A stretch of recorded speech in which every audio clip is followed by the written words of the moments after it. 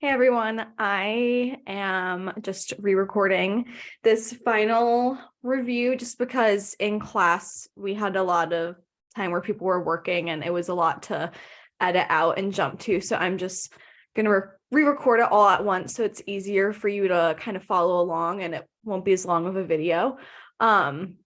So basically I'm just gonna start out by just kind of talking about like what to expect on the final, things that I would focus on, and then some of the things that I remember being on my final. So starting off, you will not have any of like the history dates on the final. So all of those like history dates at the very beginning of the workbook, you don't need to know those. So don't worry about those. Do not waste your time studying those.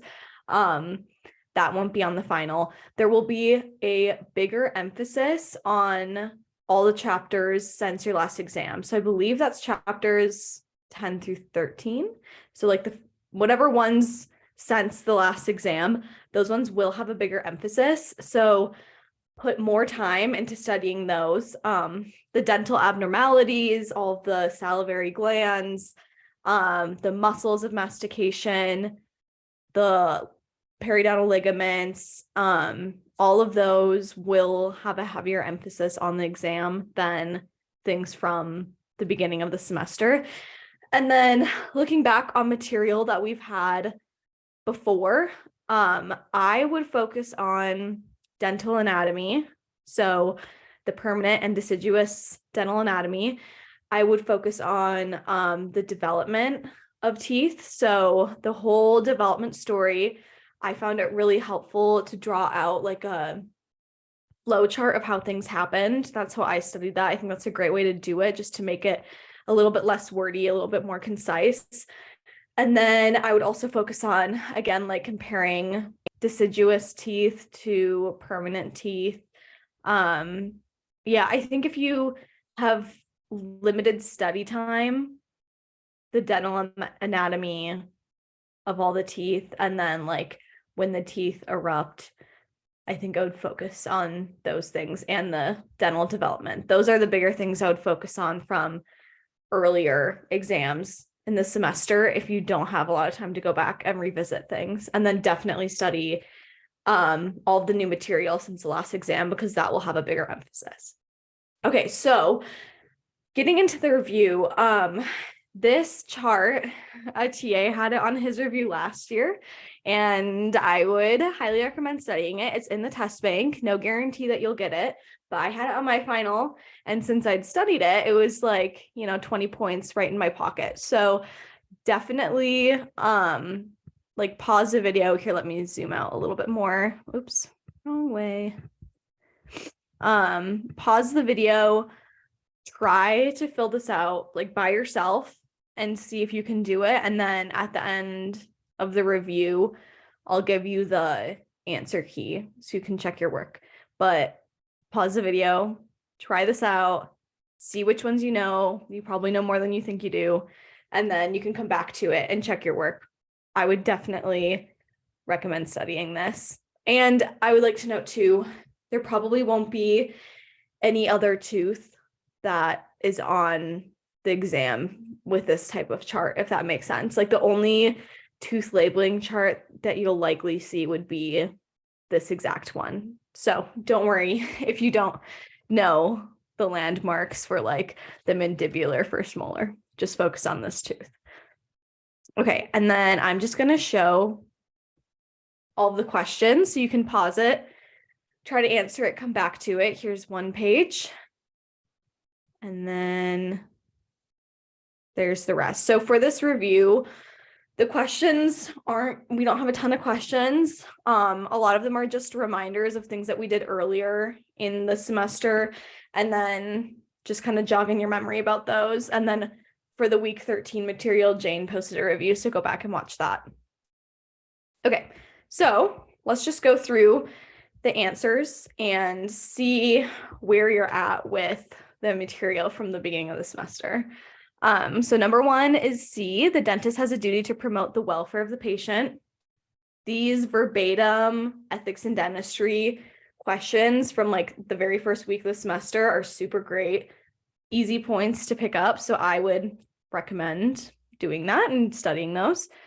Number 2, the deciduous mandibular left second molar. For the universal system, this is tooth K. For the palmar system, it's E, and then it should have this shape. Hopefully I'm not flipped. But remember, for the palmar system, you have to draw which quadrant it's in. So I would go back and review that. And then for international, this tooth is 75. So when I took this test, what I would do was I would practice writing out like a cheat sheet. And then when I started my exam in the testing center, they give you like, you can take as many of those like half sheet papers as you want to. Set aside 5 minutes at the beginning of your exam and like write out little charts to help you. So I wrote out all of the numbering systems. I wrote out the eruption date. So like when the permanent teeth erupted, I wrote out that little box that he has in the workbook. I wrote out, like, I talked about this back during week 5 and 6, but I made little pictures for the dental tooth anatomy that helps like jog my memory for some of the anatomy questions. And if you want, you can go back and look at those. I also wrote those out on a piece of paper. And then like anything that you're struggling with, like try to find some acronym, write that out. Just taking 5 minutes at the beginning of your exam and making that little cheat sheet for yourself, especially for the numbering system, can be super helpful because it's really easy to like jumble up numbers and letters and teeth in your head. So if you write those out at the beginning of the exam, it'll be nice to come back and look at those, refer to your little note sheets. That's what I did. I thought it was really helpful. So I'm just spreading my little habits that I did that I think helped in this class. Okay, so for the corresponding succedaneous tooth, that means which tooth is going to come and take the place of the mandibular left second molar. So it's not going to be, the deciduous mandibular left second molar. It's not going to be the mandibular left second molar, the permanent one, because the permanent molars come into their own spaces. They don't push out any tooth in front of them. So the succedaneous tooth for the deciduous second molar is the permanent second premolar. And this was, I think, on the first exam.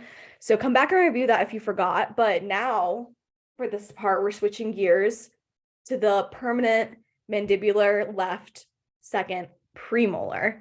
And so for that, the number for the universal system is 20. The palmar system is 5, and it has the shape again. Make sure you go back and double check that in case my screen is flipped. And then for international, it is 35. So make sure you're going back and checking that you understand which teeth are where, the numbering systems, and then which teeth erupt into which areas, if that makes sense. So go back and take a look at that. Okay, number 3, a bulge or prominence of an enamel found on the cervical third of the lingual surface of an anterior tooth is called the cingulum.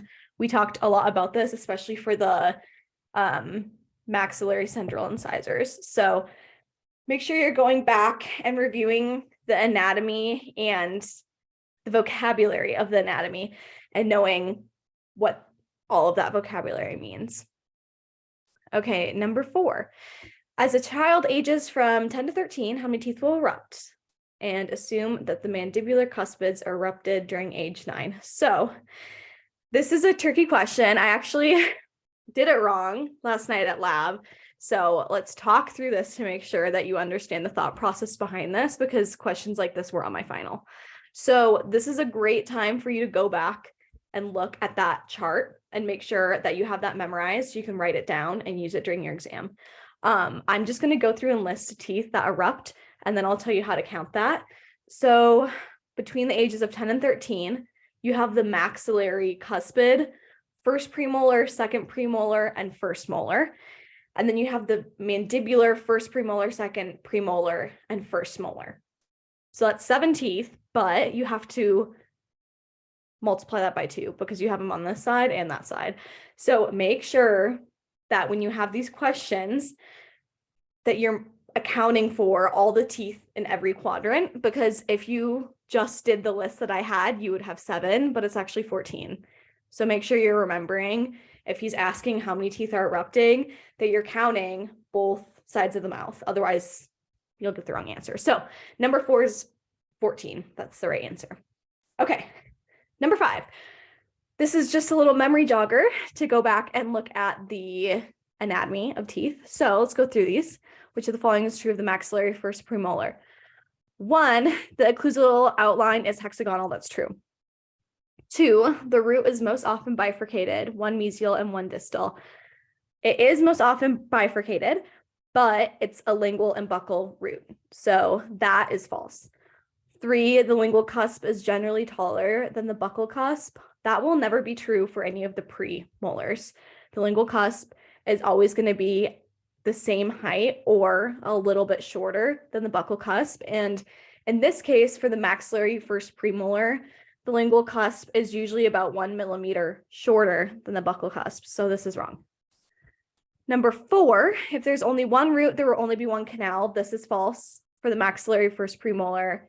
If there's one root, there will be 2 canals. Number 5, the buccolingual dimension is larger than the mesiodistal dimension. This is true. And number 6, the mesial slope of the labial aspect is longer than the distal slope. This is also true. So the correct answer is F. So go through. I know the premolars are pretty easy to get confused which one is which. So make sure you're going back and you're understanding the anatomy of each premolar and how to compare them to the others, because that will help you see the discrepancies. Okay, number 6. Tell me what tooth this is, which arch it comes from, the side of the mouth, and whether it's primary or permanent. So this is a great way to apply the anatomy knowledge that you have to a tooth and see if you can narrow down what tooth it is according to the anatomy landmarks that you do know. So this tooth, there is a dead giveaway about this tooth. So I'll walk you through the thought process and how I classified this tooth. So if you can see, the lingual or buccal view is on the right, or sorry, not lingual. The buccal view is on the right and the lingual view is on the left in these pictures. So if you look, you can see that on the buccal view, so the picture on the right, there's one cusp. On the lingual view, which is the one on the left, there are 2 cusps.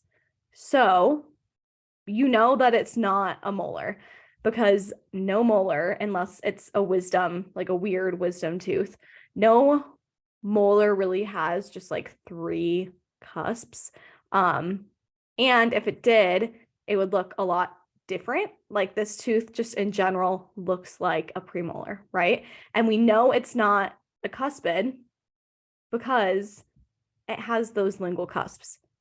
A cuspid or a canine tooth is only going to have 1 cusp. It's not going to have the 2 on the lingual. So that way you've already narrowed it down to premolar. So now you have to figure out which premolar it's going to be, right? So this is where it can get a little bit tricky, but this one has a dead giveaway, and that's the fact that it has 2 lingual cusps. The only tooth that has 2 lingual cusps, the only premolar that has 2 lingual cusps, is a mandibular second premolar.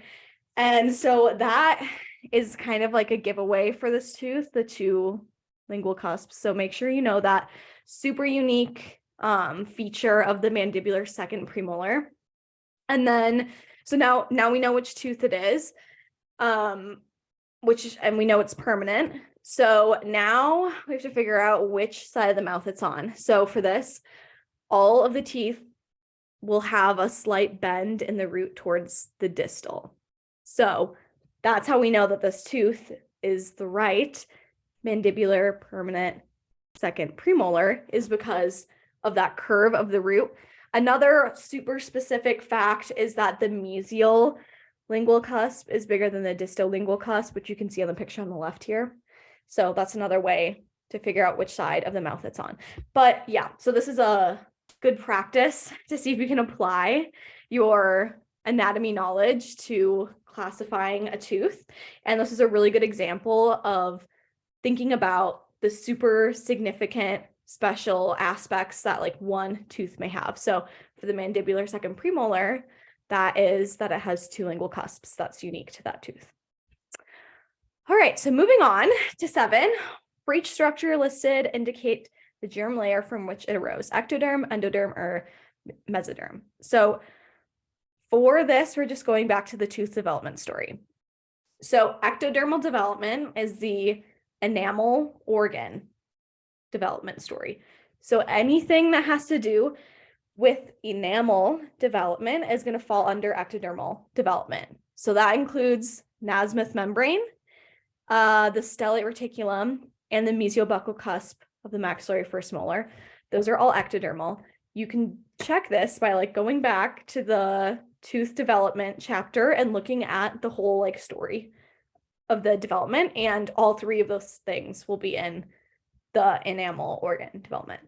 And then for there's no endodermal development in these. None of them are endodermal development, but for the dentin and pulp development, that's all mesoderm development. So if you go back and you look through that story, you'll see secondary dentin and dental pulp. Those are both part of the dentin and pulp organ. So that's mesodermal development for those. So this was just a little memory jogger if you're understanding the stories of the tooth development and how the enamel organ has its own development that is separate from the pulp and dentin development. Okay, and then here we have the key for the tooth that we had earlier. So like I said, it might be in your benefit to like go through this. You might not have it on your exam, but you might also have it on your exam and it'd be like 20 points. So if I were you, I would go through this, make sure you're understanding how to label this. You probably already know a lot of the labeling, like the cusps and the central pit, the grooves. So go see what you don't know, fill in those gaps, work on studying this, and could be a benefit for your exam if you get this. And that is all I have on this review. So please, if you have questions or you need help, let me know. My number and email and all the other TAs are on the Canvas page. So please reach out to us if you're having questions about the final, and best of luck studying.